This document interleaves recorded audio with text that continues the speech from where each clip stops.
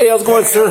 Good. How about you, brother? How you doing? How's Chucky? Oh, I don't know. I haven't talked to Chucky in years, man. Oh, okay. I haven't talked to him since my brother passed away. Oh, okay. So it's been about 4 or 5 years now. So, all right. So I'm gonna help him. Okay. Earlier this morning. Okay. I was on my way to the courthouse to deliver some documents. Mm-hmm. And on my way there, when I got to like the Billy Casper gym, like where the light turns this way, I noticed a motorcycle and a vehicle behind the motorcycle following me. And I just took it as it's just regular traffic. Yeah. Then the motorcycle came up beside me, and it was Steven Lucero. Okay. And he was threatening me. He had a gun, but not in his hand. He had it like on his side. Okay. And he started threatening me. He started flipping me off and telling me, "Fuck you, pull over, I'm gonna kick your ass." Because I had reported a crime against him. I'm a witness of a crime that he's, I guess, being investigated on. Okay. Okay, so we also have an open case with CYFD that I'm trying to get an order of protection. Okay. And I went to court, what was it, Wednesday maybe? Tuesday or Wednesday? Yes, sir. Of last week. And they because I suffer from disabilities, I have a traumatic brain injury, and I also have PTSD. Okay. So I have a hard time sometimes explaining myself to people. Sometimes I don't think of all the information that I need to give until a later time. It's easier for me to put it in writing. Yeah. You know what I mean? Okay. When he followed me, I went to the courthouse, and as soon as I went, I wasn't allowed my phone in the courthouse, but I needed to go in there because I wasn't sure if he was going to show up with a gun or not. Yeah. So I went into the magistrate court, and I told the security guard what happened.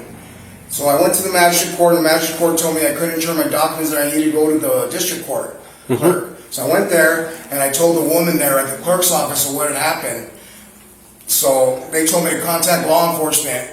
So they took about 15-20 minutes to do what they were doing, and then they told me they'll get with me later. So I left, and when I left to go to my car, I saw a police officer, and I flagged him down, and I tried to talk to him, and I tried to discuss to him what had happened. Okay. You know what I mean? So what he says is that Lucero came over here to the police department, okay, and he says that he made a complaint that he was with his wife and his daughter, and the only girl that he has is my daughter, because we're co-parents. You see what I'm saying? Yeah. And according to this information, New Mexico 30-311, he qualifies as a household member, even though he's a step-parent. You know what I mean? And I tried to discuss this with Officer Rodriguez, and he kept saying no, that I had to have an intimate relationship with him for him to be a household member. I said, that's not true. I know the law, you know what I mean? And I'm not here to bullshit anybody or play any games. I told him he's a household member, and we have an open case with CYFD, and also a criminal case is going on here. Okay. And this guy is harassing me because he knows that I'm the one that filed the complaint, or he's threatening me, and he has a gun on him, so what am I supposed to do? And then I told Rodriguez about it after we argued about whether he was a household member or not. 426. He started saying that, I told him, look, he was wearing a vest, he had a black baseball cap, but I didn't know what. He started telling me, well, what kind of vest was it? Did it have patches? I said, I'm not here to discuss all the details if it was made out of nylon or plastic or any of that bullshit, you know what I mean? I'm just telling you what he was wearing. He said, well, the officer says he said when he came to complain at the police station, he said, wasn't wearing all that. That he was with his woman, he was dressed different. I said, that's fucking bullshit. I have a picture, a photograph. I came here after I talked to him, I came here to talk to somebody about it, and here's a photograph of what it looked like when I came here to no office staff on site, office closed. Yeah. That was earlier today. So he couldn't have came here to make a complaint. Yeah. So then I tried to talk to Rodriguez and tell him, look, it was on his motorcycle, it's a Harley Davidson. Well, officer said that he was in a car. I said, you know what? Don't bullshit me, man. Because you're here talking to me and you haven't yet asked me to go out and show you my mode of transportation, how I got here. You know what I mean? And this has happened to me before. Okay. I have a history, 2 cases that I can prove that are already documented where the policemen have obstructed justice. So I have a hard time. I talked to the state police and I talked to Gabe Ramos. They told me to talk to the chief. And I came earlier, but he hasn't called me back. And I don't need an appointment next month. I need to talk to somebody soon because, first of all, he's got a weapon on him and he's threatening me. That's an act of assault. You know what I mean? I know my rights because I've been to prison. I went to prison for that same thing. So I know what I'm talking about. And if I need to, I'll point. I told him I want him to show me the surveillance video of what he came in, what he looked like. I could identify him out of a lineup if I need to. You know what I mean? But I need somebody to make a report. I need to press charges, but nobody's wanting to listen or anything like that. So what charges do you want to press then? I want to press charges for threatening and ag assault. How did he ag assault you? Because he had a weapon. But did he ever point it at you? Did he ever branch at you? He grabbed it on his side when he was on his motorcycle and held it and let me know that he was going to do something to me. But did he ever pull it out and point it at you? Yes, he did. He did. As he rode up beside me, he pulled it out, and then he said, pull over. And I didn't pull over. I kept So where did this happen at? This happened right in front of here. As a matter of fact, we went from the Billy Casper gym, and we kept following me all the way till I went to the courthouse. I didn't know where to stop because I didn't want to stop. I didn't know if he was going to assault me, shoot me, or what he was going to do. So just tell my officer that this morning? I don't remember what I told him.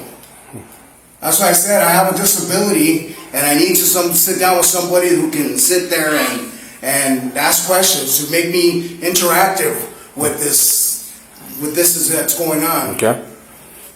So if you need to ask me any questions, feel free to ask me questions. That's what I'm asking right now. So that'd be something like very important to say to an officer this morning. Okay, possibly. Well, it is. That's a very serious question. Because of my disability, I have a hard time expressing myself. Okay. And how did he threaten you? How did he? You're saying threatening? He started threatening, telling me, "Pull over! I'm gonna fucking kill you! I'm gonna kick your ass, motherfucker! Pull over!" Okay. So I didn't pull over because I don't have any weapons. I don't have a way to defend myself. Okay. And because I'm the witness of a crime that I reported on him, I have special rights. I'm entitled to witness protection rights. You know what I mean? I don't know where you got that from, but that's non-existent. That's okay. So if I report a crime on somebody, I don't have any witness protection. You used to have the rights as like everyone else does. Okay. You have the rights. I got involved with somebody named Carissa Ortiz at the district attorney's office, and I spoke with her, and I did have witness rights. You know what I mean? That's where I got it from. Okay. Well, it's just like everyone else rights. Everybody has rights. Right, equal rights. Yeah. I should have the right to do. So it doesn't matter if you're a witness or not. You still have equal rights as I should everyone. have the right to due process here. I'm here to file a complaint. That's what you're doing with me. That's what you're doing with me. That's what I want done. If I have to identify him out of a lineup, I will. Okay. You know what I mean? If you So want to show me the video. that's what I'm gonna do for you, Mr. Aguilar. So those allegations are pretty high, especially if it's happened this morning. It's already been 8 hours since the alleged crime happened. I'm still within the statute of limitation, aren't I? Not for an arrest, not at this point. Okay, all right. At least for a probable cause. So at this point, what I'm gonna do is I'm gonna go through all these businesses tomorrow and look for cameras. Okay. And if I do see a weapon that was drawn, then Will you see if he's on a motorcycle, like I claimed? Okay. Then we'll go from there. Now, if there's no weapon drawn, then there was no incident, then you're making a false accusation. Okay, that's okay. We could go to court about that. Yeah, you could. I'm saying you can make you're making a false accusation. I'm not making any false accusations. So I'm just saying this is like one of those where it's the severity of a crime. That's what the officer told me before. So what's going on here is that this guy followed me and he did this shit from the wellness center down to the Hudson all Street. the way to the courthouse. And where was the gun pulled at? Right in front of here, as we drove through here. Okay. He started telling me, pull over. He was pointing to that side of the street. And you guys are going south on Hudson? Yes, he was behind me, and then he got on the side of me. Which lane were you in? I was in this first lane right here. So you're in the outside lane? I don't know if it's called the outside lane, but I was in this first lane. The right lane, you were in the right lane? Yes, I was in the right lane. Okay. And he was directly behind you, then he went to the left lane? Yes. Okay. But I remember, I could have been in the other lane. I don't remember the exact lane I was in. Okay. But I just know that it happened. Okay. I didn't have a video camera to video the event or anything like that, but it did happen. Okay. All right. I'm not saying that it didn't happen. Right. I just need to do a little bit of investigation on this thing before I do anything else with this. All right? All right. Let me get a good phone number for you so I can contact you and let you know what my findings were. Because if I have to get this into court, then I will. That's why I need a report back so that I can go to the court and address the court to see if there's probable cause enough to I guess investigate it even further. What's your phone number? 575-637-5012. Okay. All right.